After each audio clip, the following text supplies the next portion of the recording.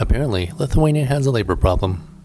To be more specific, it doesn't have enough workers to fill open positions across various industries and sectors. When I reflect on the past few years of living here, I haven't experienced the impact of this myself, not that I can clearly identify at least. But I'm guessing large and maybe even small businesses will face this issue every day, either being unable to find enough suitable workers or being forced to hire inexperienced, underqualified, or unsuitable workers. ¿Tú eres un bueno worker? Sí, yo muy bueno worker. You speak English? Yes, I'm really good at English. Okay, good. Me too. Get in the car. Speaking with LRT, Egle Stankute, an economist analyst at the Lithuanian Confederation of Industrialists, says Lithuania's demographic situation is bad, and despite all the policies to support families, the fertility rate is declining, and declining at the fastest rate among the EU countries. It should be self-evident that the supply of labor, the supply of workers, is also decreasing. The question is what we will do about it. So let's take a look at this issue for today's video, and even include part of my interview with Lithuania's Minister of Social Security and Labor. So, Egle Stankute says that by 2050, Lithuania's population is projected to shrink to around 2.2 million from the current 2.8 million, and the working population to only about 1 million. When looking at the most recent numbers of workers in Lithuania, this might be a little confusing, if not completely contradictory to the data, because a graph provided to me by the Minister of Social Security and Labor shows that the numbers of workers has actually been on a steady rise since 2020. So if I'm trying to reconcile these mixed messages, I believe the LRT article and then the quotes from the expert point to a longer-term trend based on Lithuania's birth rate. I believe a lot of the increase in workers since 2020 has been the result of refugees and migrants coming from Belarus and Ukraine. And so then if we remain under the assumption that in the long term, the availability of labor will slowly decline, then one solution that has been suggested is to change the standard work week to be 6 days instead of the more common 5-day work week. As noted by LRT, due to its labor shortages, the country of Greece is allowing employers to have a 6-day working week in some sectors. The extra working day is already in place in many companies in the industrial, commercial, and service sectors, mostly for seasonal work. Now, I have a strong feeling that most of the public here would revolt if they suddenly had to work an extra day of the week. I don't see it as a realistic option in Lithuania, at least not something that would come from government policy change. And so what are other solutions to this? Well, as the LRT article notes, experts see immigration as one of the ways to solve the worsening shortage of workers. It's already something that's happening. Here in Vilnius, if you've ever taken some of the buses to and from the airport, you might even notice that some drivers have come from Africa to fill these positions. It's even something I mentioned in my video about foreigners in Vilnius. Even if it is one solution to this big societal problem of labor scarcity, immigration is quite a big issue that stirs up so much controversy, and it often attracts anti-foreigner and even racist sentiments. I won't unpack all of that in this video, but yeah, it's a sensitive topic that creates solutions in one place, but problems in another. But anyways, thanks to a question put forward by one of my Patreon supporters, here is what Lithuania's Minister of Social Security and Labor, Vytautas Šilinskas, has to say on the topic of working more days in a week. It's not about the work hours. Mostly it's about the efficiency, because the Greeks are about one of the more working the longest hours, and the Germans are one of the countries working the lowest hours. So it's not how many hours you work, it's how much you produce. You could working with hands digging something, and you could work with the excavator. So it's about the machinery, the investment, the ideas that you have. So that's one thing, and that's the most important thing, is the efficiency, how to do more. And then what about the other side of the debate on work, the movement to have a 4-day work week? In February 2022, Belgium became the first country in Europe to legislate a 4-day work week.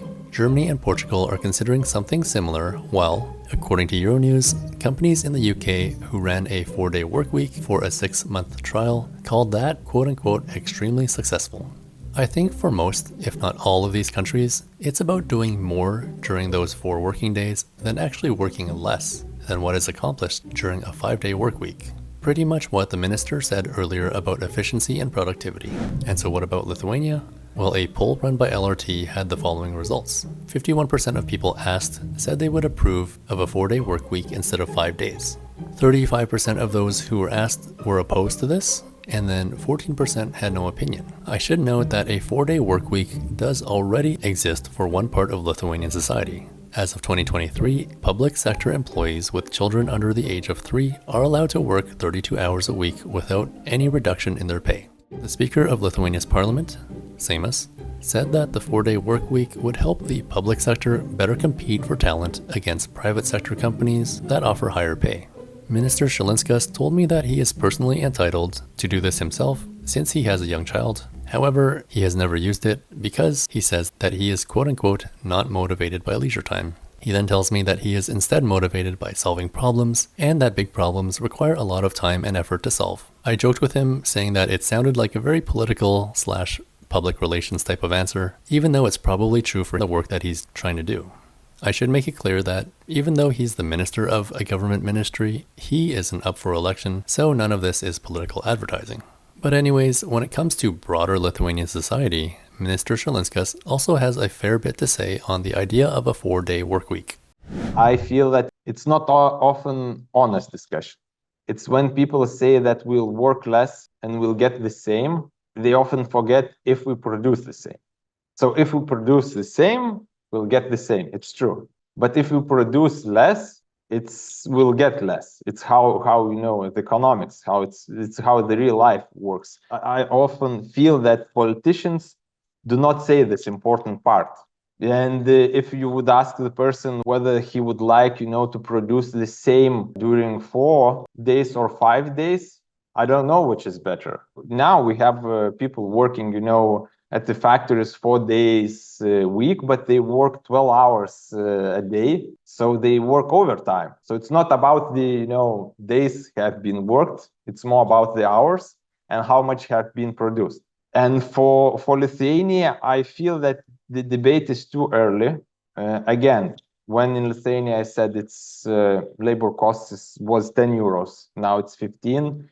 It's in Belgium at that time it was 40 euros. When in Lithuania it was 10 on average. So in Belgium they could work 2 times less and earn still 2 times more on average than Lithuania. So then, I understand why why we should still be working 5 days. We could work 2.5 and still earn double of that. Then I get it, because there's diminishing returns when the money comes. So when we get rich enough, I think that the discussion would be valuable, whether we should still be working as hard.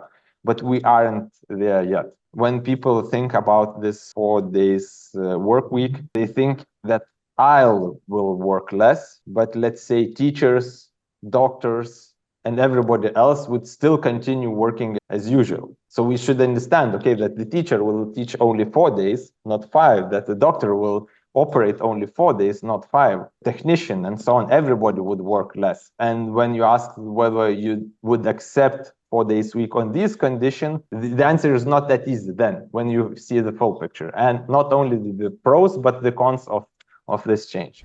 And all of that makes a lot of sense. For in-person activities, it would be far less convenient to have people working fewer days per week. Whether it's car repair, various administrative services, or whatever else, working fewer days of the week has its impact, and it's definitely something that should be taken into account. And so that seems to be the current state of Lithuania's labor situation.